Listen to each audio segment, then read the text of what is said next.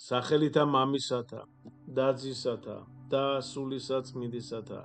მეგობრებო, ყველას გილოცავთ, დღეს 14 ნოემბერს არის მკურნალი ექიმების წმინდა კოზმა და დამიანეს ხსენების დღე. წმინდა კოზმა და დამიანე განსაკუთრებით უყვართ საქართველოში. მეგობრებო, ისინი უანგაროდ, უფულოდ კურნავდნენ ადამიანებს და ანიჭებდნენ ხორციელ და სულიერ ჯანმრთელობას და ამიტომ მათ ასევე ეწოდებათ უვერცხლონი მკურნალნი.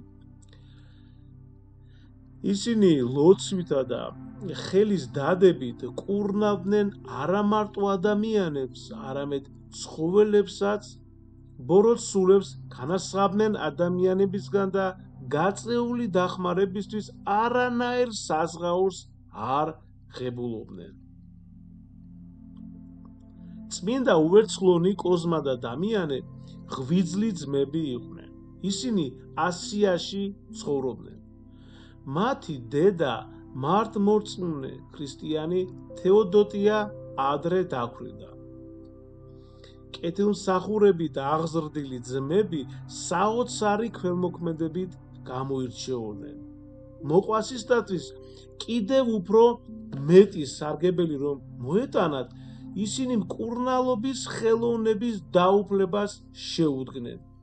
ბალახებისა და მცენარეების სამკურნალო თვისებებს ეძებდნენ და მალე საქმეში ღრმად ჩახედული ექიმები გახდნენ. უფალმა აკურთხა თავისი რჩეულები და ლოცვის ძალით სულიერი და ხორციელი ავადმყოფობების კურნების ნიჭი მიმადლა. წმინდანები მკურნალობდნენ არა მარტო ადამიანებს, მეგობრებო, არამედ ცხოველებსაც, როგორც ჩვენ ზემოთ აღვნიშნეთ და გაწეული დახმარებისთვის არანაირ საზღაურს არ ღებულობდნენ. ხალხმა მათ უვერცხლონი შეარქვა. ერთხელ წმინდა მკურნალებს უხმეს მძიმე დასნეულებულ დედაკაცთან, პალადიასთან, რომლის მკურნალობაზეც სნეულის მძიმე მდგომარეობის გამო ყველა ექიმმა უარი განაცხადა.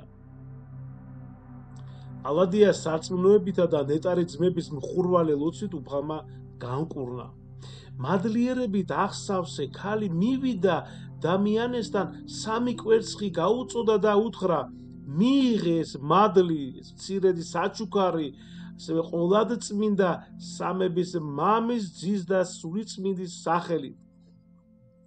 წმინდა სამების სახელი რომ ესმა, უვერცხლომ უარის თქმა ვერ გაბედა. კოზმა ძალიან დაღონდა. მან ჩათვალა, მეგობრებო, რომ დამიანემ დაარღვია მათი მკაცრი აღთმა და სიკვდილის წინ დაიბარა. იგი მის გვერდით არ დაეგრძალათ. მალე დამიანეც გარდაიცვალა.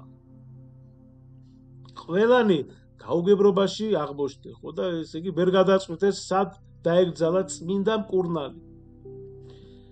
მაშინ ღვთის ნებით სასწაული აღესრულა. ხალხის წინაშე უვერცხლო მკურნალების მიერ ოდესღაც ცოფისგან განკურნებული აკლემი წარდგა. ადამიანური ხმით ალაპარაკდა და ყველას ამცნო. დამიანე ყოველგვარი ყოყმანის გარეშე დაეგრძალათ კოზმას გვერდით. რადგან მას ანგარებით კი არ მიუღია ძღვენი დედაკაცისაგან, არამედ უფლის სახელით. მეგობრებო, ნეტარი ძმების წმინდა ნეშტი ერთად დაკრძალეს ფერემანში. ფერემანი ეს მესოპოტამია. წმინდა უვერცხლო მკურნალ ძმებს თაყვანს სცემენ როგორც ქრისტიანული ოჯახის სიწმინდისა და სიმტკიცის ფარველებს. ყველა შეგვეწიოს, მეგობრებო, მათი ძალა და ლოცვა და განკურნოთ ჩვენ, ესე იგი, განკურნოთ ჩვენი სულის და ხორცის სნეულებანი. ამინ. ღმერთმა დაგლოცოთ და გაგახაროთ. მადლობა.